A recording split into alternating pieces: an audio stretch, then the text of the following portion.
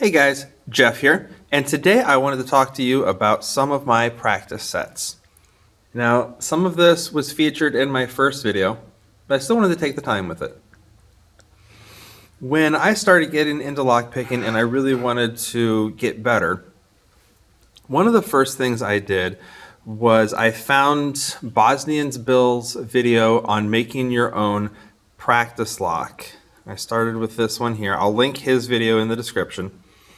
But he talks about how you can take just a regular door lock, tap it and put grub screws in the top.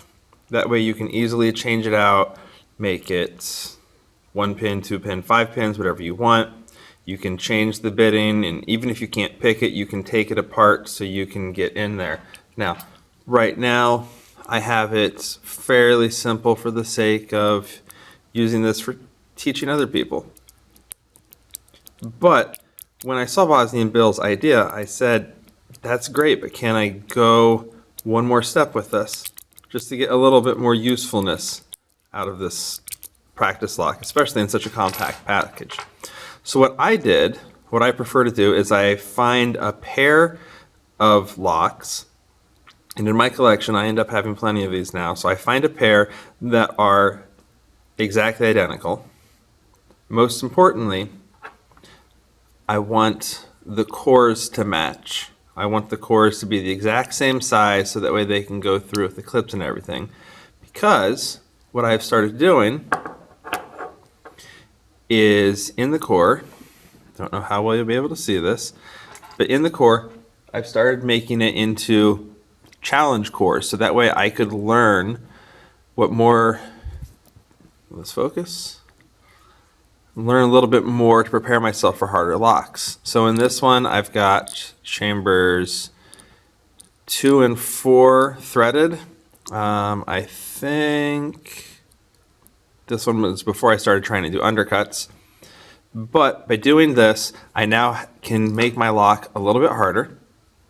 I also now have the pins from both of those locks, so I can get myself a lot more variation in my pinning.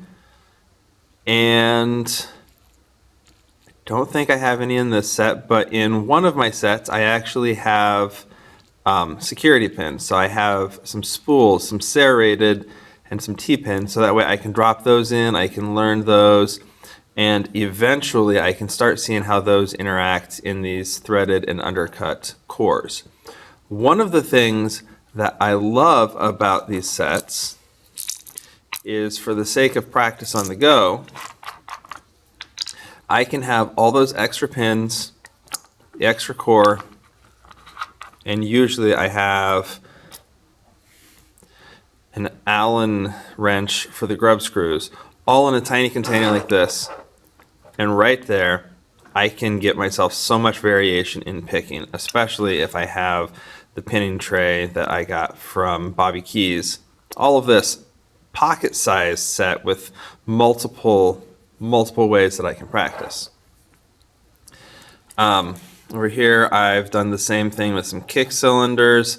I like being able to have a compact kit.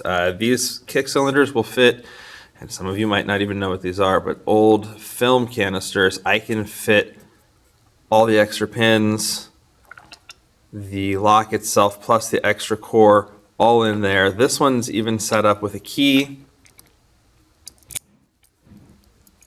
and it's a cutaway. I'm still working on this, and I'm probably going to do another video with a little more information and my thoughts on the cutaways.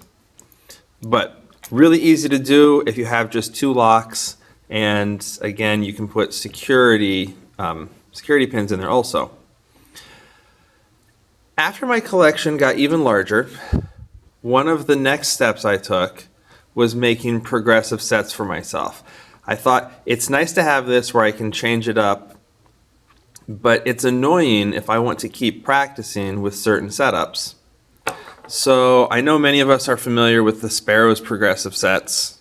Granted, this is the set that I got from Fish Picks, and he's made these all security bitted for me, so that way I can challenge myself more. But we're familiar with these. But for pretty cheap, you can make yourself, if you can just get 4 kick cylinders, And if you start getting enough locks so you could even start swapping pins out, you can make yourself your own progressive set. So here I haven't marked with an ST, but this is my standard set. So I've got, and these are all keyed alike. I have them progressing so that way I can practice with them, or if I want to introduce somebody to picking, they can practice with them. And you can pick 2 pins so you can learn to feel where those pins are.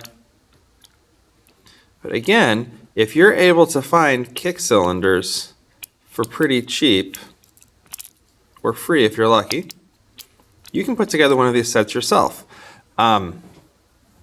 Before I had these 3D printed, I actually had taken some wood and using a drill and chisel made a holder so that way I could put all of these in together.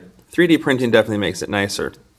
Now my collection has gotten such that I have so many kick cylinders, so I have 4 different progressive sets, as you can see, and I've actually made them for training in several different ways. So this is my standard set. Again, it's just the 2, 3, 4, 5 pins. And different people will do these in different ways. I've had some people suggest that when I do the security pins that I should keep them as 5-pin locks and only change out 1 security pin. But I find that especially if I want to train other people, so SP stands for spools. So for these, I only have a total of 2 pins, 3 pins, 4 pins, and 5 pins. So for here, my 2-pinner, I have 1 standard and 1 spool. 3 has 1 standard with 2 spools, and so on there. So I've got my spools. This one contains T-pins. This is a special set for me because T-pins are definitely the hardest for me to pick, so I've been spending a lot more time trying to get comfortable with adjusting my tension for these. And then I also have my serrated set. So with this set right here, I can practice feeling the different types of pins, learning how to set them, adjust my tension. But this has been my DIY practice set that I have put together. You can really put it together pretty cheap, especially after you start learning to repin locks yourself, so that way you can get several locks on the same key. But that's what I have for you today. Thanks for coming along, and I'll talk to you later.